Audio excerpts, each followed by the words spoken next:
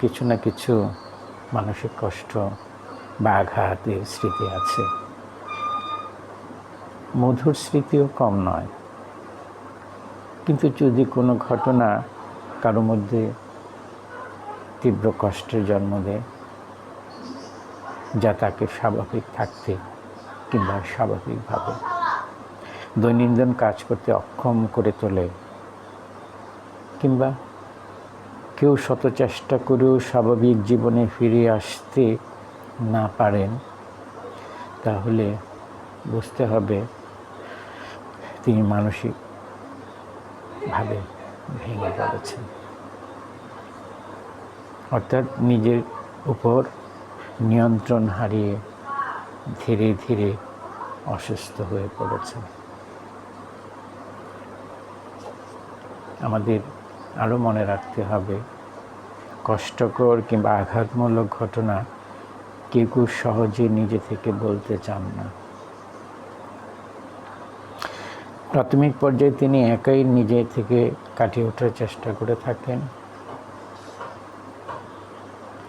কখনো কখনো খুব কাছের কিংবা যাকে তিনি বিশ্বাস করেন কিংবা যার উপর আস্থা রাখা যায়, তার সঙ্গে বিষয়টি নিয়ে কথা বলতে চান। আবার কেউ কেউ ভেঙে পড়েন, আবার কেউ কেউ এমনভাবে ভেঙে পড়েন যেন পাথর হয়ে যায়, কারণ ঘটনাটির ভয়াবহতা এত তীব্র বা যন্ত্রণাদায়ক যে তা পুনরায় স্মরণ করতে চান না, যে কারণে ঘটনাটি নিজের মধ্যে লুকিয়ে রাখার চেষ্টা করেন। কিন্তু দুঃখজনক হলো, এই লুকিয়ে রাখার পরিণতি হয়তো অনেকেই জানেন না, যে কারণে এই কষ্টের দৈত্য তাকে স্বাভাবিক বিকাশ থেকে বঞ্চিত করে, যার জটিল পরিণতি হলো মানসিক রোগ। মানসিক আঘাত পেয়ে যারা অসুস্থ হয়ে পড়েন,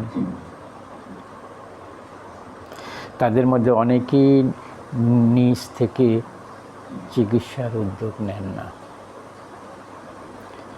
পরিবারের আপনজন তাদের মধ্যে পরিবর্তন লক্ষ্য করে নিরুপায় হয়ে যখন ডাক্তারের শরণাপন্ন হন,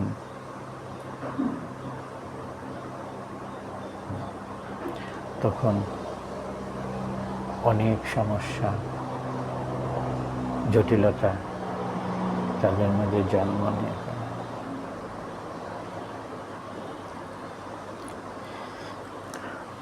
সবসময় মনে রাখতে হবে, আক্রান্ত ব্যক্তি সহজে নিজে থেকে চিকিৎসা নিতে চান না, কিংবা সমস্যা অস্বীকার করে নিজের মধ্যে তা লুকিয়ে রাখেন। কিন্তু পরিবারের সদস্যরা যখন বুঝতে পারেন এবং চিকিৎসার প্রয়োজনীয়তা বোধ করেন, তখন প্রায়ই দেখা যায় যে অনেক দেরি হয়ে গেছে। চিকিৎসা যত দ্রুত নেওয়া যায় ততই ভালো। মানসিক আঘাতের পরিণতি ব্যক্তি বিশেষে ভিন্ন হলেও কিছু সাধারণ ঘটনা উল্লেখ করা যেতেই পারে। যেমন কারো বড় ধরনের দুর্ঘটনার ফলে অঙ্গহানি, শারীরিক ও মানসিক নির্যাতন, নিকটজনকে হারানো, ধর্ষণ, রাজনৈতিকভাবে হয়রানি,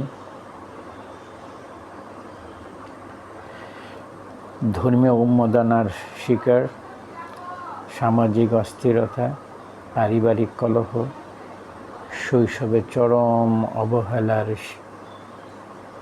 অবহেলা, বাবা মায়ের অতি শাসন, শিক্ষা প্রতিষ্ঠানে সহপাঠী দ্বারা নির্যাতিত, সন্ত্রাস, ছিনতাই কিংবা ডাকাতির কবলে পড়ে ভীত কিংবা আতঙ্কিত হয়ে পড়া। তাছাড়া জটিল শারীরিক রোগ, বিবাহ বিচ্ছেদ, অপ্রত্যাশিত গর্ভধারণ কিংবা গর্ভপাত, এরূপ বহু ঘটনা মানসিক আঘাত বা পীড়াদায়ক অনুভূতি জন্ম দিতে পারে, যা অনেক ক্ষেত্রে পিটিএসডির মতো জটিল মানসিক রোগ বিকাশ লাভ করে। মানসিক রোগ জন্ম নেয়